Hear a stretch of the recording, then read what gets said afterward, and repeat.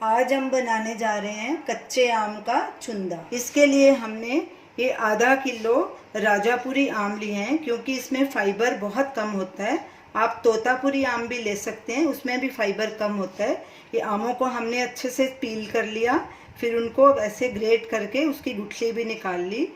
तो इसमें अब हम ये आधा किलो पीसी हुई चीनी मिलाएंगे, आधा चम्मच काला नमक टीस्पून, 1 टीस्पून सफ़ेद नमक, हल्दी पाउडर आधा टीस्पून। अब इन सबको अच्छे से मिक्स करेंगे। इसके लिए आप एल्युमिनियम के अलावा कोई भी बर्तन यूज़ कर सकते हैं।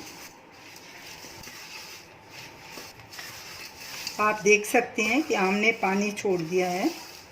इसको और मिक्स करेंगे थोड़ा। हमने इन्हें 2 मिनट अच्छे से मिक्स किया। देखिए आम और चीनी एकदम मिक्स हो गई। तो चलिए चुंदा बनाना शुरू करते हैं। गैस को हमने मीडियम पे रखा है। कढ़ाई में ये मिक्सचर डाल देंगे। इसको लगातार स्टर करेंगे जब तक ये चीनी पूरी तरह से पिघल नहीं जाती।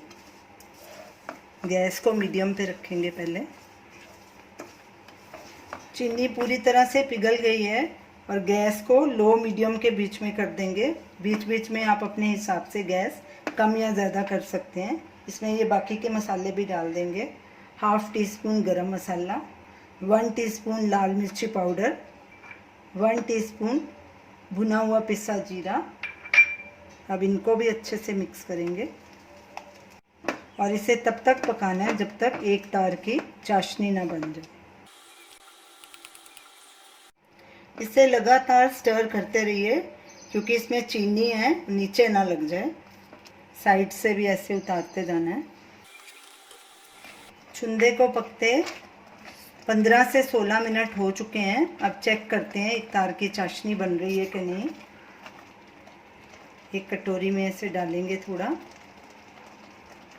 और थोड़ा ठंडा होने देंगे।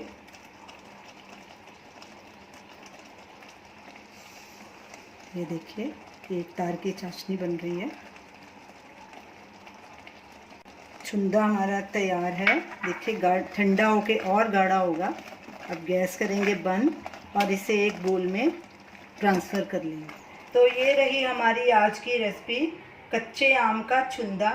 जब ये बिल्कुल ठंडा हो जाएगा तो इसे एक कांच के जार में भर के स्टोर कर लेंगे। चुंदा ठंडा हो चुका है। हमने इसे एयर टाइट जार में भर लिया है। आप इसे पराठे के साथ भी खा सकते हैं, बहुत टेस्टी लगेगा।